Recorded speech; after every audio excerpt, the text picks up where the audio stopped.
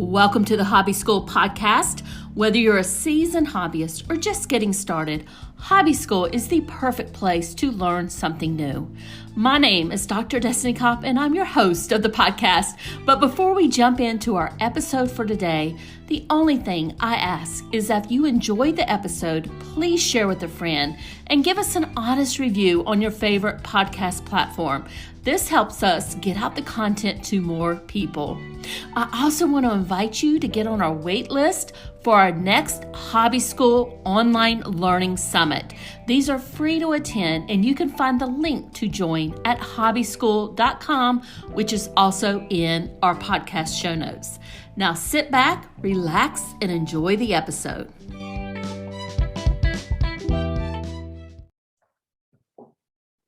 And today, my special guest is Liz Beavis.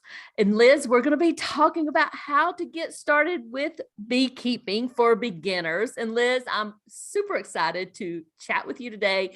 This is a subject I know absolutely nothing about. And I know that the audience who are listening here are super interested in just the beekeeping and how, really what it is and how they could get started in it.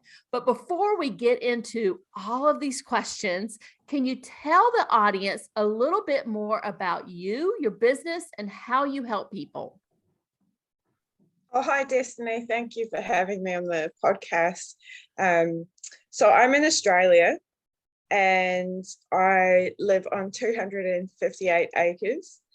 And I'm just really passionate about growing my own food. So something that my husband and I wanted to do. So we started off on a smaller property and we've gradually kind of built up to where we're here on 250 acres. And we've got beef cattle, dairy cows, chickens and chicken tractors. We've got our food forest and our veggie garden. And we've got bees. So that's all the ways that we grow our own food. And yeah, I'm excited to talk to you about that. So 250 acres, that sounds like a tremendous amount to keep up with. I can barely keep up with my little 1 acre here myself. So how is it? Is a lot of it pasture land, or do you have a lot of trees on it? Is it hard to keep up with that much property? Yeah, well, it's interesting because it's about 50% forest, so tall trees, gum trees, and then the rest of it's pasture. And because we have the cattle, I think we've got 5 or 6 paddocks that the cattle sort of move between. So they generally control the grass. So really all we have to do is maintain the fences. So it's really not a lot more work because we really just have the kind of 1 or 2 acres around the house that we're using intensively. And then the rest of it's just cattle that sort of look after themselves. So we actually use something called permaculture to help us to understand how to design and use the property. And that was really helpful. And it sort of talks about having your most intensive activities near the house, and you kind of radiate out into different zones where you don't have to work as hard. They sort of look after themselves.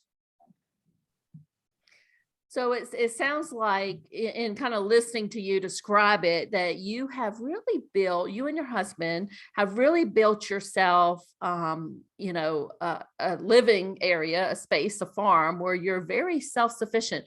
Do you ever have to go to the grocery store, or do most of the food that your family eat, is it coming from your property and your farm? I think it would be more than half of our food is coming from the property. So there's always things that you have to get from the supermarket, but generally we're self-sufficient for meat because we butcher the beef cattle and the chickens, and we have eggs from the chickens.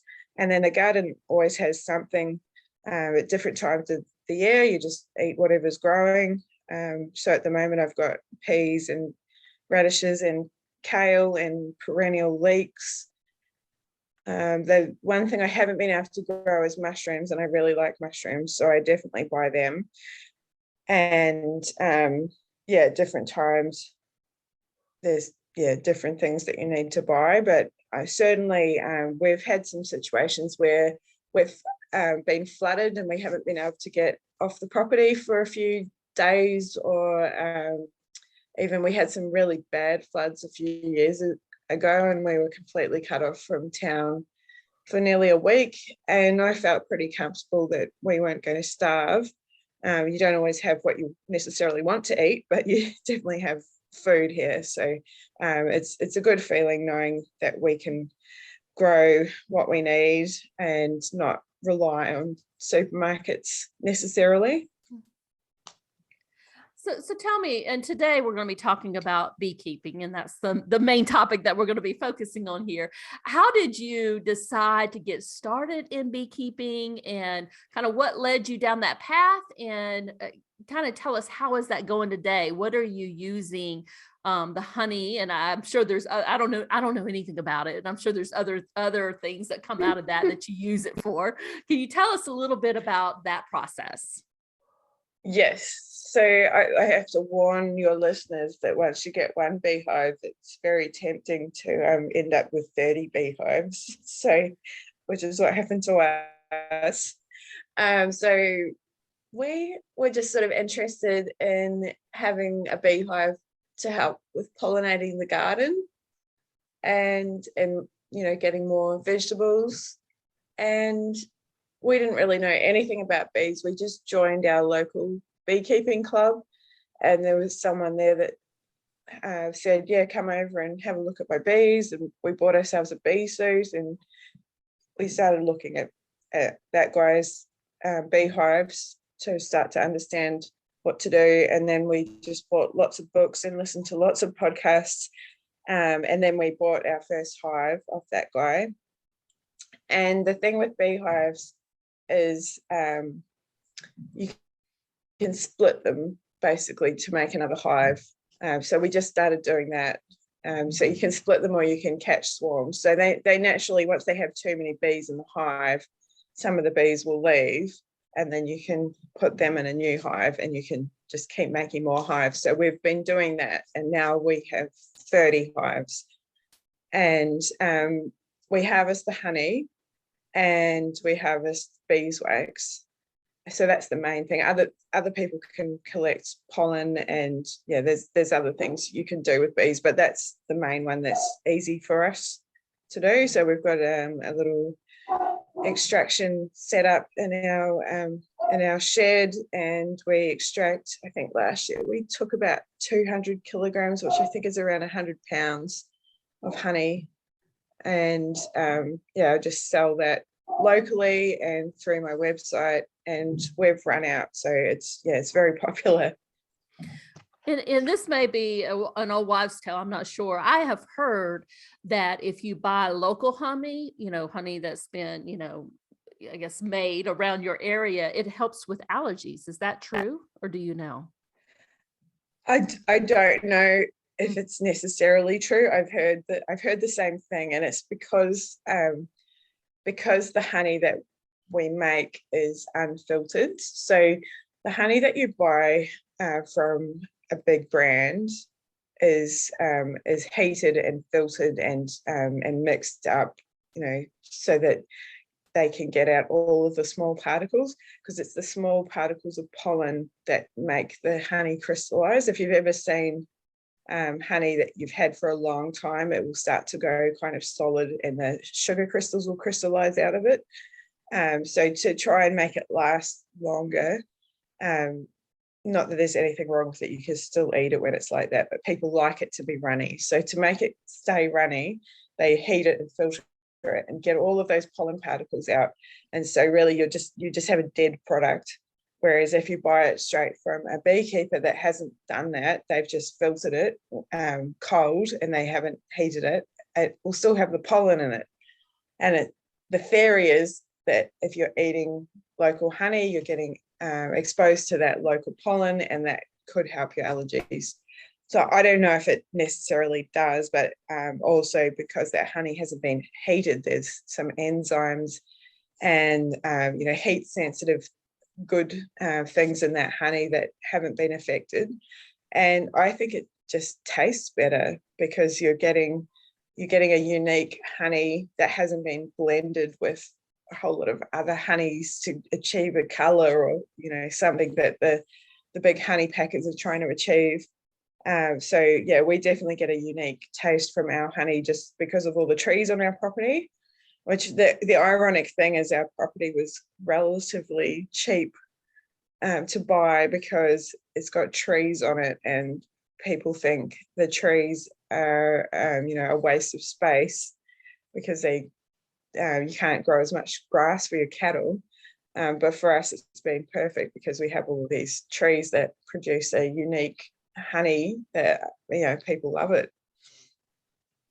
So you harvest the honey, but you said you also harvest the beeswax. May I ask, what do you use the beeswax for? The beeswax. So when you take a frame of honey, you cut the beeswax capping off to get the honey out. And so we call that the cappings. And then I can melt that down and filter it, and I have beeswax. So I've been selling the beeswax. It's very popular. People buy it to make candles. You can also use it to make salves and balms. So if you start with any oil, and so say olive oil or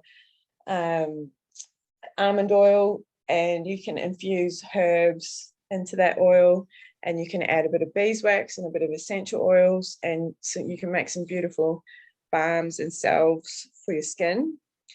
So I do that as well.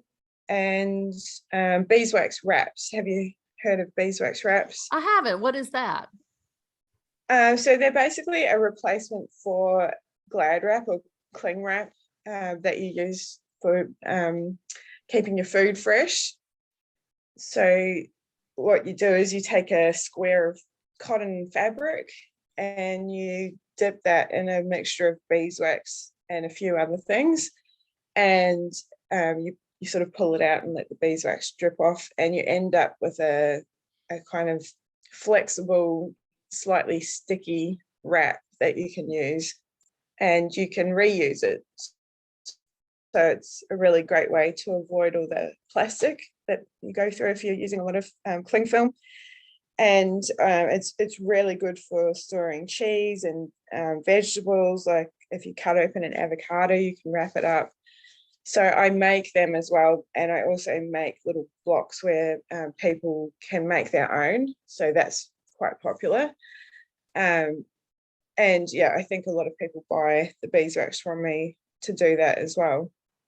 I love that, because I was thinking about when I made my kids' lunches this morning, I wrapped up their sandwiches in the saran wrap, the cling wrap. And yes. that would be, I think that would be better for them, especially if you could reuse it. Yeah, that's right. Yeah, only thing, people buy them for their kids and sort of say, oh, I hope my kid brings it home from school and doesn't lose it. But yeah, my husband's been using it for his lunches. He wraps up his little wrap for lunch, and it avoids all that plastic. So you have gone from, you started with one beehive and then grew up to 30 of them. That's a lot. If somebody was interested in getting started, what would you recommend? What would they need to do first? So definitely find your local beekeeping club or a local beekeeper, and just go and learn as much as you can, and see if someone will show you a hive and the process, because there is a bit of work to do. So you do need to check on your bees. You need to check them for diseases and pests, and you need to judge when they have enough honey. So even a lot of people are buying these flow hives. Have you seen the flow hives in America? No, I don't know anything about it. I don't even know what you're talking about. Okay. I've seen think the you can get beehives them on there. TV. right? The kind of I don't know. It just looks Yeah. like a wood box, really. So what Yeah, is that what you so use, or the you use standard something different? hive, yeah, the standard hive is called a Langstroth, and it's just, yeah, it's a box and it's got frames in it, wooden frames, and the bees build their beeswax on the frame. There's a couple of other designs that you can get, but something that's been really popular, it was an Australian invention, but I'm sure I've seen American beekeepers using it. It's called a flow hive, and people buy it and think, oh, this is going to be really easy, because it's got a tap in the back and it cracks open all of the beeswax frames, and you can extract the honey without having to pull all the frames out. But you still need to know what your bees are doing and how to inspect the bees. You can't just think you've got this box of bees sitting in the corner of your yard and you just walk out and get some honey sometimes. So I just think it's really important, no matter what hive you want to use, that you spend some time with the beekeeping club and spend some time with the bees and just make sure that you're comfortable with it, because it can be quite intimidating, when you're standing there in your bee suit and the bees get angry and they actually start to dive bomb you and they hit your veil and they try to get into anywhere they can to sting you. They get really determined. So yeah, you need to make sure you're not allergic and that you can be comfortable working around the bees, because you do need to inspect them, especially in summer. You probably need to look at them every 4 to 6 weeks, and in winter you can leave them because they're relatively dormant. But yeah, you definitely need to be checking them for diseases and pests, and you need to check how much honey they have and whether they need another box and more space, whether they have too many bees to fit in the box that they have, whether you would split them, whether they want to swarm. So yeah, you need to start recognizing those signs and just knowing how to manage them. And then the other thing is just read as much as you can. And if you're more of a someone that likes to listen or watch, there's lots of great podcasts, there's lots of information on YouTube. You just need to kind of absorb as much of it as possible. If you can do a beekeeping course, there's a lot of places that run sort of 1-day courses to get you some exposure. It's just, yeah, learn as much as you can before you have the bees on your property. I just heard a lot of people that sort of get the opportunity, go and buy a hive, don't know anything, and then the hive dies and you've wasted all that time and money, just purely by not doing the research and understanding what you're getting. But yeah, once you understand them, they're pretty easy to look after, and then there's lots of ways you can extract the honey with a small setup. If you just have 1 or 2 hives, you can just harvest what you need for your home. And yeah, I've noticed that the pollination in our garden was just a massive improvement since we got the bees. Particularly, we never used to get any capsicums or peppers, and we never used to get a lot of pumpkins or zucchinis. So they obviously weren't really being pollinated properly until we got the beehive. So it's definitely worth the effort if you're interested in growing your own food. It's not just the honey that you're going to get. It's going to increase your vegetable garden production as well. And that's I think a good tip, because I think a lot of people who are listening, not only are they interested in the beekeeping, but they want to grow their own food on their property. Let me ask you this, and you might not know the answer to this, but to get started, do you need something with like 3 to 5 acres, or can you do it? Like we have only 1 acre here. It's not, and obviously our house is on it too, so it's not a huge piece of land. Is there any size that you recommend, or do you need to be out in the country to do this, or can you do it in a relatively populated area? What is your recommendation there? Yes, so that's probably the good thing about bees, is that they're the only sort of livestock that has no size restriction. because they fly up to 10 kilometers, which, oh, you'll have to work out how many miles that is. I'm sorry. But they just fly off and find the flowers and flowering trees and whatever they need. So they're not going to be confined to your property. The main thing is just to make sure you've got a safe place to put them where pets, children, neighbours aren't going to get too close to the hive. So I've seen them even in cities. There's a lot of people putting them up on rooftops, especially if they can be close to city parks and gardens and things. They can get a really good honey crop there. So you're really not limited by the space that you have. It's just that if you've got a suitable place to put them where you'll be safe, because especially when they first come out of the hive, it's called the cleansing flight. So they do actually just poop as they fly out of the hive. So you don't want them to fly out over your neighbour's washing line or something like that. So yeah, you just got to consider that you've got a suitable place for them. And the other thing is you need to look at your local government regulations. So I know there's some places here where you're only allowed 1 or 2 hives on a suburban kind of block, but once you get out onto bigger properties, you can have as many hives as you want. Well, Liz, thank you so much for all of the great tips that you gave us today. Can you tell people where they can find you and learn a little bit more about what you're doing and how you help people? Yes. So my website is www.8-acres.com.au, and I've got lots of blog posts on there as well as all of my products. I've got a few ebooks there that might help people, and I'm also on Facebook and Instagram as 8 Acres Natural Living, so look me up there.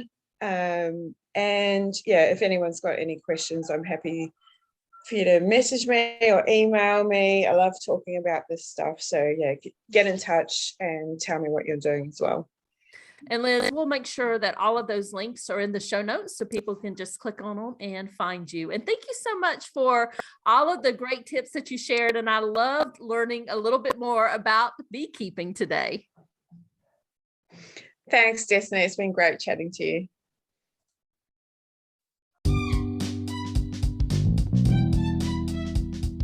Thank you so much for listening today. Don't forget to sign up for the waitlist so you'll be the first to know when our next free HobbyScool online learning summit launches. The link is in the show notes for this episode, or you can go to hobbyschool.com, and that's HobbyScool with school without an H in it.